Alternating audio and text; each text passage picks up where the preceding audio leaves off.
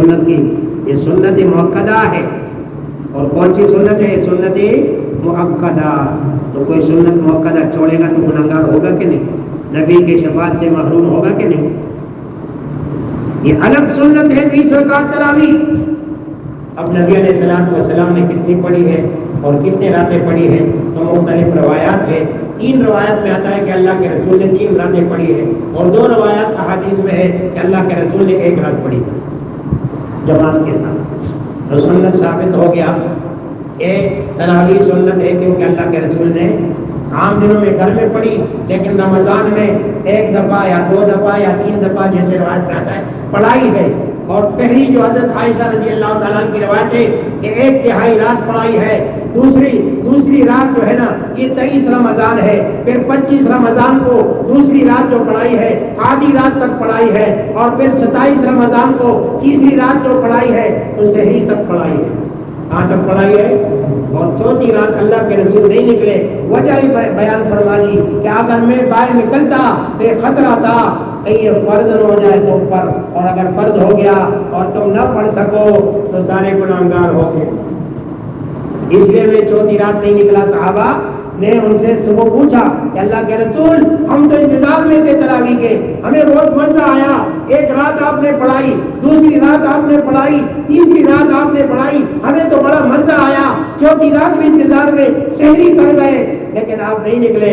فرمایا وجہ یہ ہے مجھے اندیشہ تھا، مجھے خطرہ تھا کہ اگر میں نکل جاؤں کہیں تم پر یہ نماز فرض نہ ہو جائے. تو یہ سنت مؤکدہ ہے. کیا ہے جی؟ سنت مؤکدہ ہے. تو نبی نے 3 راتیں پڑھائی، 3 روایتیں، 1 رات پڑھائی، 2 روایتیں. یہ تفصیلات اس لیے نام اور چیزیں کتابوں کے نام یہ تو ہمارے لوگ جہاں ہمارے مقابلے ہوتے ہیں مناظرے ہوتے ہیں ادھر ہم لوگوں کو بتاتے ہیں کہ وہ بھائی ہے، کیونکہ لوگ نہیں مانتے یا غلط وہ استدلال کرتے غلط چیز تو ان کو بتانا پڑتا ہے، کتاب دکھانا پڑتا ہے، کتاب ساتھ لے جانا پڑتا ہے کہ تم بھی کتاب لاؤ ہم بھی کتاب لائیں، تم قرآن سے ثابت کرو ہم بھی قرآن لائیں گے، تم حدیث لاؤ ہم بھی حدیث لائیں گے. دیکھتے ہیں کون مقابلے میں آگے جاتا ہے. سمجھے کہ نہیں؟ یہ علماء دیوبند ہے، ولی اللہ کی جماعت ہے. اللہ نے دین کی خدمت اگر عزم میں لی ہے علماء دیوبند کا مقابلہ نہیں ہے. مدارس سب سے زیادہ کس کے ہیں؟ ہمارے ہیں. مساجد سب سے زیادہ کس کے ہیں؟ ہمارے ہیں. تبلیغ میں سب سے زیادہ کون ہیں؟ ہمارے علماء دیوبند ہیں. اور جہاد میں سب سے زیادہ کون ہے؟ علماء دیوبند ہیں. تو کس میدان میں تم ہمارا مقابلہ کرو گے؟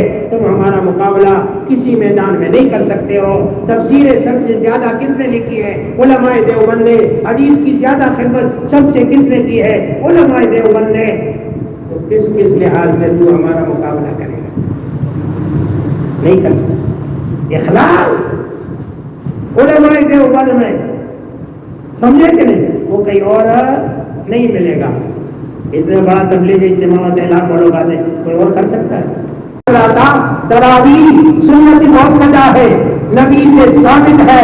3 راتیں ہو یا 1 راتیں جماعت کے ساتھ ثابت ہے. باقی پورا مہینہ تراویح جو سنت ہے جماعت کے ساتھ وہ سنت صحابہ ہے. اور میرے نبی کا حکم ہے علیکم بسنتی، تم پر لازم ہے کہ میری سنت پہ عمل کرو. وہ سنت الخلفاء الراشدین المہدیین، کہ میرے ہدایت یافتہ جو خلفاء راشدہ ہے اس کے سنت پہ عمل کرو. تو پورا مہینہ اس کی سنت ہے صحابہ کی. اور 3 راتیں جماعت کے ساتھ پڑھائی نبی علیہ السلام نے کس کی سنت ہے؟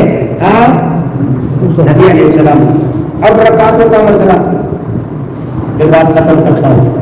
رکعتیں 20 ہیں اور 2 روایت ہے، ایک حضرت عبداللہ بن عباس رضی اللہ تعالیٰ عنہ کی اور ایک حضرت جابر بن عبداللہ رضی اللہ تعالیٰ. لوگ کہتے ہیں 8 ہے، تو 8 تو تراویح کہنا ہی غلط ہے. اسے تراویح جمع ہے تربیحتوں کی، اور تربیحت کے معنی آرام کرنا ہے، اور جمع کا اطلاق 3 پر ہوتا ہے. 12 سے کم تو تراویح ہے ہی نہیں، ورنہ تو تربیحان ہو جائے گا یا تربیحتان ہو جائے گا. اگر 8 تو تراویح کا ذکر ہے نہیں، پھر کہاں سے دلیل پکڑتے ہیں؟ حضرت عائشہ صدیقہ رضی اللہ تعالیٰ عنہ کے حدیث سے. تو وہ تو تہجد کے بارے میں ہے، تمام محدثین نے لکھا ہے وہ حدیث تہجد کے بارے میں. تو 2 احادیث ہے جس کو لوگ ضعیف کہتے ہیں، ضعیف ہے. حضرت عمر رضی اللہ عنہ کو پتہ نہیں چلا حضرت عثمان کو پتہ نہیں چلا، حضرت علی المرتضیٰ کو پتہ نہیں چلا، چاروں برحق ائمہ کو پتہ نہیں چلا، مکہ مکرمہ والوں کو پتہ نہیں چلا، مدینہ منورہ والوں کو پتہ نہیں چلا، چاروں برحق ائمہ وہ کہتے ہیں 20 رکعت تراویح ہے، ان کو پتہ نہیں چلا، تمہیں کہاں سے پتہ چلا؟ کیا 8 ہے؟ تو 8 تہجد ہے اور وہ قیام اللیل ہے اور 20 رکعت تراویح ہے اور یہ قیام رمضان ہے۔ تو میرے دوستوں لوگوں کے دھوکے میں نہ آؤ، 20 رکعت تراویح پڑھو۔ ابھی آپ نے جماعت کے ساتھ پڑھ لیے، ختم قرآن کر لیا، ایک سنت ہو گیا۔ اب آپ آزاد ہیں، آپ گھر میں پڑھے، مسجد میں پڑھے یا لمبی دوسرے تراویح پڑھے یا 24 علم ترکیب پہ جائے، لیکن پورا مہینہ تراویح پڑھنا ہے۔ کتنے پڑھنا ہے؟ کیونکہ وہ الگ سنت ہے اور یہ ختم کرنا الگ سنتیں جوڑنا نہیں ہے۔